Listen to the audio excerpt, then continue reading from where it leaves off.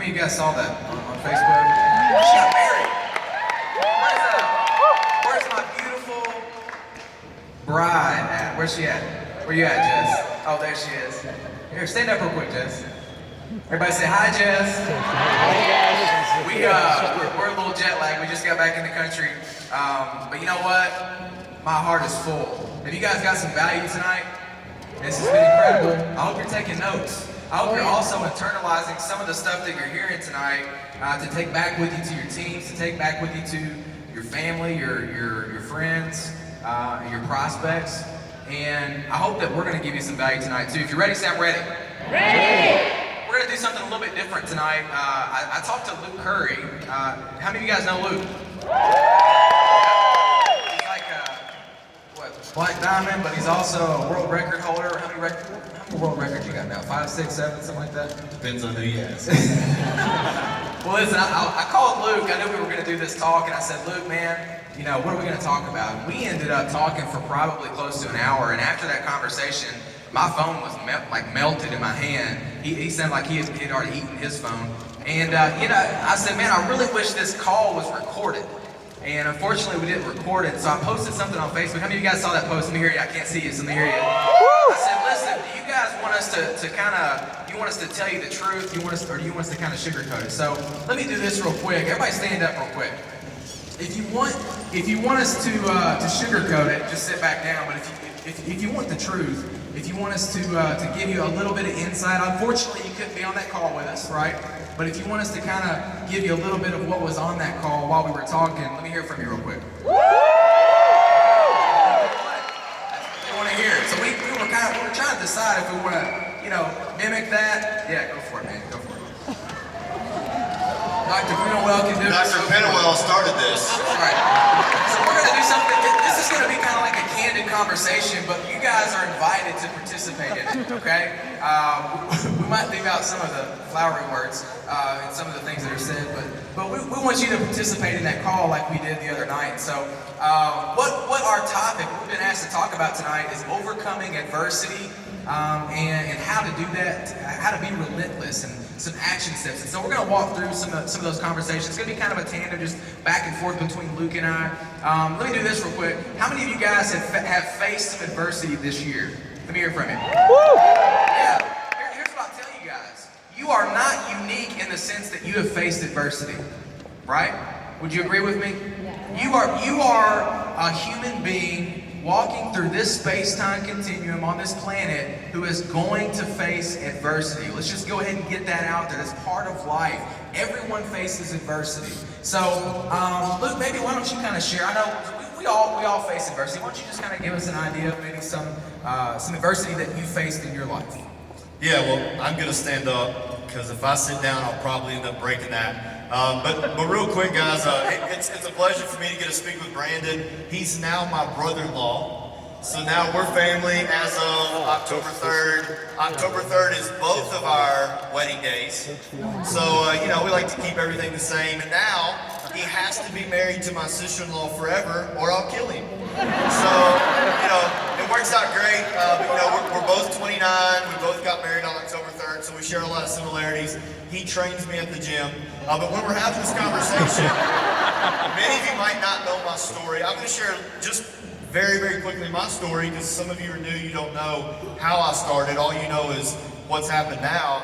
And then I'm going to share some stories with some people that are here this weekend to hopefully inspire you because listen, you're not special if you faced adversity. The only difference in the diamonds and people who aren't diamonds yet is that we've just faced a whole lot more adversity typically than most people, and we've just had to overcome that. So when I got started in Zija, you know, I've decided to go full-time when I lost my job.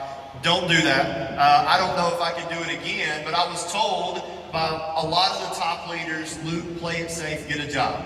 I've not been very good at listening, so I didn't do that. I started this business, and a lot of you might not know, but I lived in my car the first 30 days and basically had everything I owned inside that car. Thank God I didn't own as much as I do now because I didn't have that big of a car. But I actually broke in to the gym that I got fired from. I broke in legally. I used a key. and I would sleep on the couch in my office. I would get in about midnight when the janitors left, and I would leave at about 4:30 in the morning before they got back. That's how I started Zija.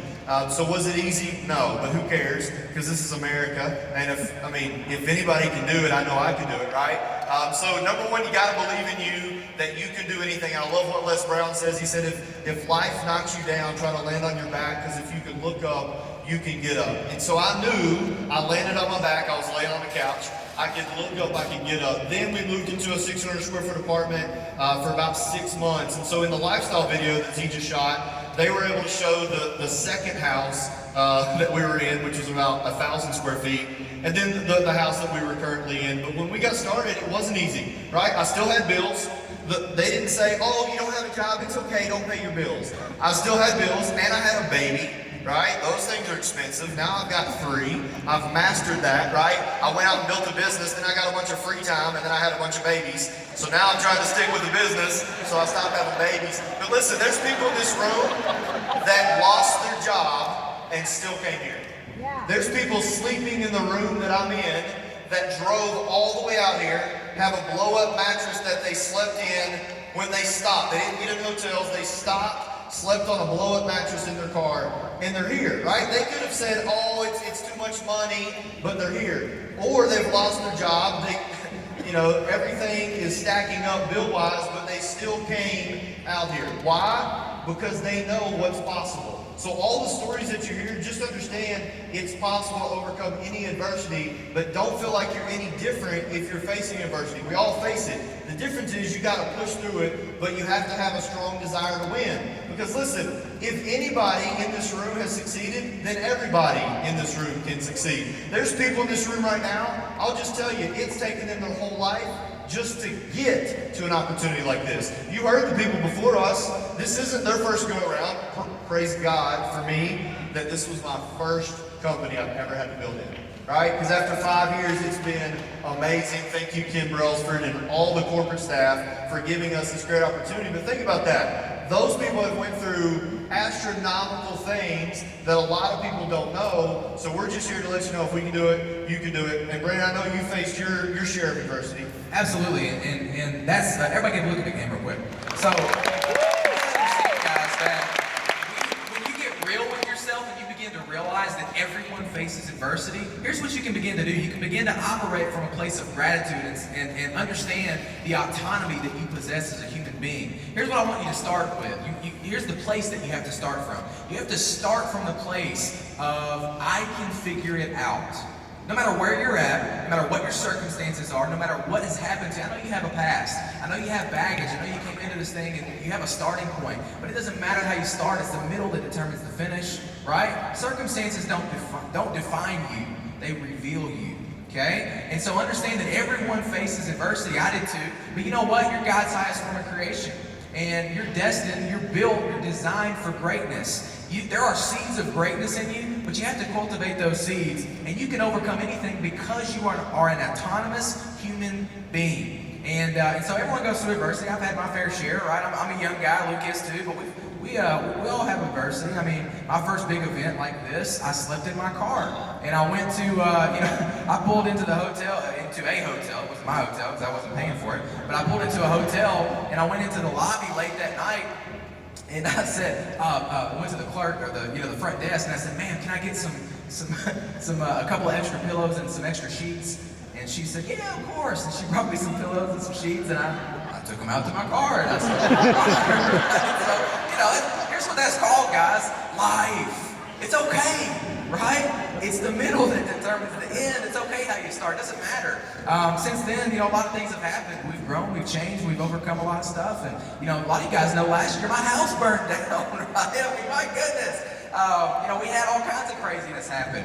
And that's just part of it. But guess what? We grew anyway. Right? In spite of the adversity, in spite of any obstacles, we grew anyway because we chose to, because we knew that we're autonomous. We could figure it out. And so just know that adversity is okay. The battle is okay. The struggle is okay. Don't operate out of a place of entitlement and this victim mentality. There's so many people in the world today that have that, right? Instead of operating out of that, operate out of gratitude. So your circumstances don't define you. So let's talk about how do you overcome adversity, Luke? And I think there's a good word, and that's part of. I've already said it, but what's the word? I mean, if you had to pick a word, what's a word that defines how do you bust through, like you talked about? How do you get through that adversity? Yeah, be relentless, which is the next thing we're supposed to talk about, is being relentless. And you know, when we were talking about this, and I don't know if some of you have read, or I don't read, I listen to audios, I found that it takes me a year to read a book. So if I want to get through more books, I better listen, right? So I have a chip in my truck that's got 1,100 hours of audios. One of the books I just finished this year was called Relentless by Tim Grover. Great book. I would encourage you to listen or read it, depending on what you like. I like to listen, so I listen to it multiple times. But here's the thing, it's very simple. When you're in being relentless, it just means pushing through whatever. Understand that no matter what you go through, you just got to go through it, right? The time's going to pass. If you, like Brandon said, if you become a victim, it doesn't help. It doesn't change it. Trust me, in everything you do, you've got to be relentless. I've been going through some crazy things this year.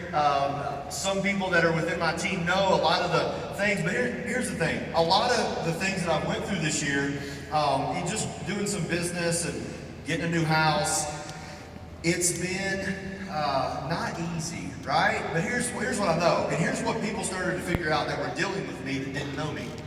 I'm going to get it done. No matter what they think, I'm going to get it done. And then I tell them they're going to get it done. So they get it done, right? And so you have to have that mentality, even when people are telling you give up, quit, just throw in the towel. Because listen, there's some people in this room, they've been discouraged this year, right? Business isn't growing like you wanted to, and everybody's blaming everybody or whatever. This person's not doing anything, or this person quit. But at the end of the day, we have to do a checkup from the neck up, as Mike Sims would say, and we have to look ourselves in the mirror. And I'll just tell you guys, I was frustrated. I was angry because I hate being Black Diamond.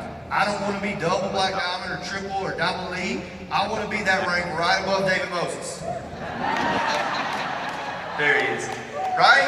I didn't join Zija to be number 2 or 3 or 10 or whatever. I don't like to do anything unless I can be number 1, right? So I love that Zija's Life Unlimited. They don't judge me because I'm young. It's not an application because my resume would be awful. But in everything you do, you just have to push through it. So this summer, I'll be honest, I was frustrated, right? I had some people that weren't doing anything. So what did I do?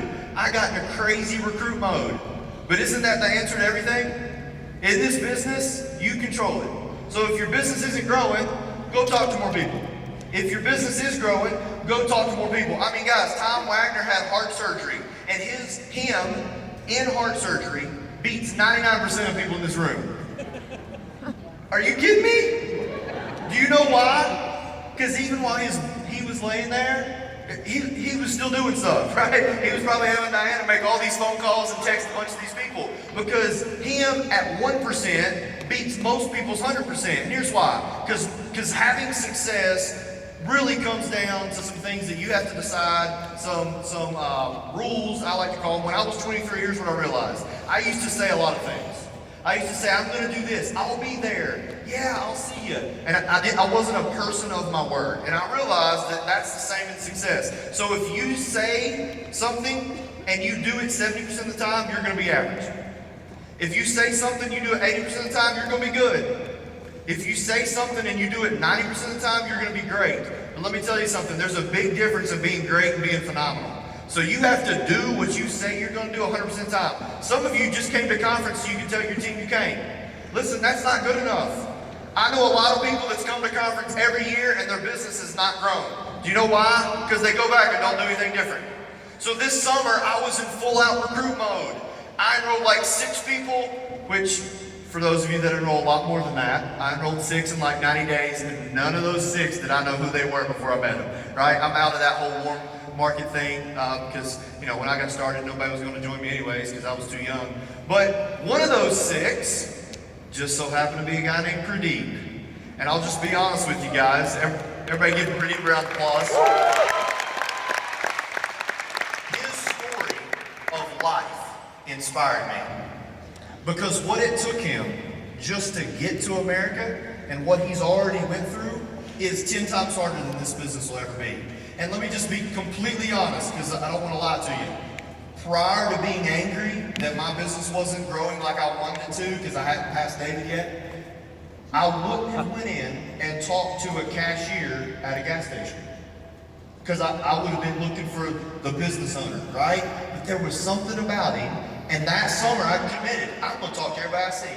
I don't care if they have half a brain, and, you know, like Joe Median says, if you have half a brain and one eye, you can do this business, right? I didn't care what they were, I was going to talk to them. And here's the thing, there was something about him, and I talked to him, and he joined the day my third baby was born.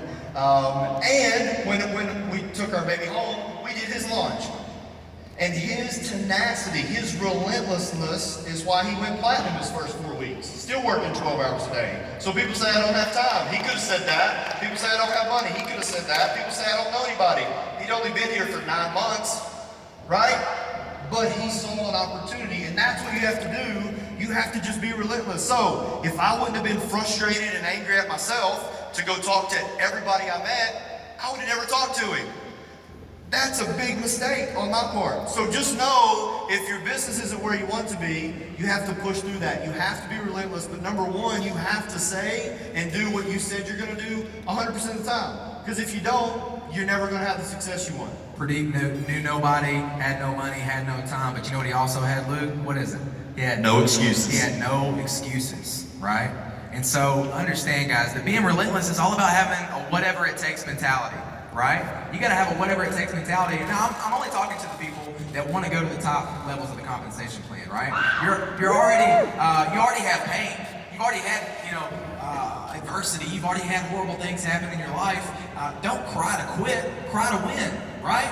Don't go through all of that and then quit before you get the prize, right? Most people quit when success is right around the corner. And all you got to do is keep pushing through. It takes a little bit of relentlessness. It takes a little bit of attitude, right? A little bit of mentality. But anybody in here can do that. That's why Luke wins, right? That's why these leaders that you've seen up here win.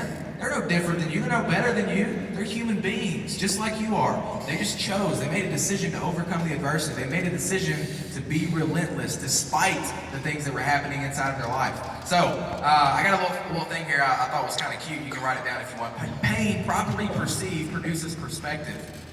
And perspective produces profitability. Right? Pain properly perceived produces perspective. And perspective produces profitability. So what you focus on expand. Here, Luke said this just a second ago. Here's the deal, guys. Whatever your issue is, and I say issue because Mike Sims taught me that. Mike Sims said, there's not, most people don't have problems, okay? Terminal illness is a problem. Almost everything outside of that is really just an issue. If you can throw money at it and it goes away, it's just an issue. People think they got problems, they just got issues, right? And so just understand that what you focus on expands, and most of the time, showing the plan, getting the information in front of new prospects, getting eyeballs on the presentation, most of the time, showing the plan will solve your issues, right? And some of you guys, you're facing adversity right now. And Luke mentioned it. Some of you might go home and you don't know if your lights are still on, right? You chose to buy a ticket to get here instead of paying your light bill. I applaud you. I applaud you for having some tenacity, some grit. I applaud you for having some attitude, some mentality, for being relentless, right? But showing the plan is what solves those problems. Showing the plan is going to allow you to push through getting new eyeballs in front of the presentation. So somebody said it earlier, because I think it was Charity.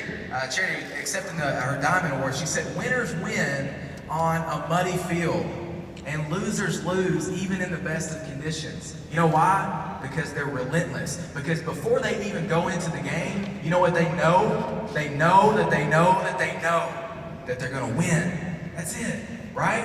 And then they just go play knowing that they're going to win. Nothing can ever stop me. Nothing can ever stop Luke. Doesn't matter what happens. You know why? Because we know that we're going to win. Period. End of discussion, right? And I think our mentor said it best. We don't worry, we just win. Like, quit worrying about it. You can't change it. Because listen, we talk a lot, and the reason why we talk to each other a lot is because a lot of people would say, man, that's going to be tough. I don't know how you're going to do that. But why worry about it? You can't change that. Just go out and talk to people, show the plan, right? Overcome the adversity, and just do it. Just quit thinking. Just do. So many people try to figure it out. Don't figure it out. Go enroll somebody. When you enroll somebody, it'll change everything. Because you might enroll that right person that jumps you 17 million ranks. I mean, they went like, I was like, they hit what? Double Galactic Interstar Elite? What is that? I had to call Ryan Palmer. I was like, what rank did they hit? Right? Because they stayed the course. They showed the plan. They talked to people every single day. And I would encourage you, if you start doing that, every little issue is going to start to go away. And your story is going to inspire others. The number one thing I would encourage everybody in this room to never become is satisfied. Satisfaction leads to mediocrity. Don't be satisfied. You and your story, someone right now needs to hear it to be inspired. And if you ever get satisfied, here's what happens. You're not there to share your story.